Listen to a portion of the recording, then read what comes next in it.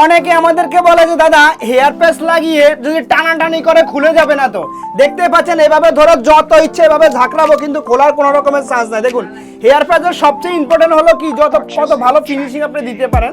দেখুন এই যে হেয়ার প্যাচটা যে আমরা লাগালাম, এই দেখুন শুধু সাইডে পাশটাকে আপনাকে ঘুরিয়ে দেখাচ্ছি, দেখুন শুধু ফিনিশিংটা দেখে নিন, একদমই বুঝতেই পারবে না কেউ হেয়ার প্যাচ ওনার মাথার মধ্যে লাগানো আছে।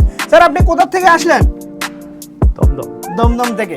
দেখতে পাচ্ছেন স্যারের এই যে কন্ডিশনটা আছে, দেখুন এই যে শুট বুট পরেছে, যদি মাথার মধ্যে চুল না থাকে এইসব শুট বুটের কোনো দাম থাকবে না। যেটা আমরা সবসময় বলি, স্যার আপনি এই যে শুট বুট যে পরলেন, এই উইকটা লাগানোর পর আপনার কনফিডেন্সটা কেমন থাকে, আর যদি না লাগানো থাকে তখন কেমন থাকে? Full confidence. এখন ফুল কনফিডেন্স। আর যদি চুল না থাকে তাহলে কেমন লাগে বলুন? জিরো, একদম জিরো।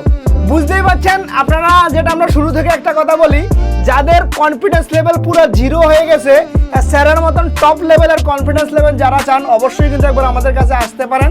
দেখুন আমরা সবসময় একটা কথা বলি, হেয়ার প্যাচ কিন্তু অনেক জায়গাতে লাগায়, সেটিংটা হলো সবচেয়ে ইম্পর্টেন্ট ব্যাপার। স্যারের যে আমরা যে সেটিংটা করেছি জবরদস্ত লাগছে। যারা অনেক দিন থেকে ভাবছেন যে দাদা এখানে সেটিংটা কেমন হবে বা ভালো হবে কি হবে না, দেখুন আমরা এই যে স্যারের যে কন্ডিশনটা, আমরা যদি একটু সামনের দিকে সামনে আনি, যদি না দেখাই, এই দেখতেই পাচ্ছেন একদম সামনে যদি না এনে দেখাই তাহলে কিন্তু কেউ বুঝতেই পারবে না যে ওনার মাথার মধ্যে প্যাচেস কোথার থেকে লাগানো আছে আর কোথার থেকে লাগানো নেই।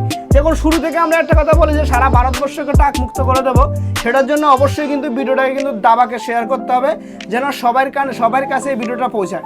Thank you friends, thank you.